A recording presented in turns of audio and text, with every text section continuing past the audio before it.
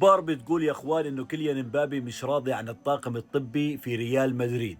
كيليان امبابي مستاء من الطاقم الطبي المدريدي لانه ما بيتعامل مع اصابته بكل جديه.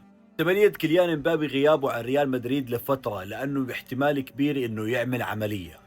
هذا الاشي مؤثر جدا على ريال مدريد، مع انه بعض الناس بشوفوا انه ريال مدريد مش بحاجة كيليان امبابي، ولكن كيليان امبابي هو اللاعب الاساسي الموجود في ريال مدريد والحاضر دائما واللي بيسجل اهداف، وهو اعلى اهداف في الدوري الاسباني.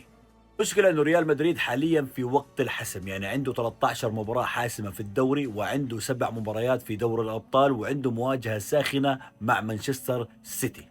المشكلة يا اخوان انه كيليان مبابي بده يكون جاهز لكأس العالم 2026، ومش بس هيك، حتى بده يكون جاهز لمرحلة الحسم، يعني عنده مباريات مهمة في الدوري وايضا دوري الابطال. ولكن الطب في ريال مدريد غير مهتم في اصابة كيليان مبابي.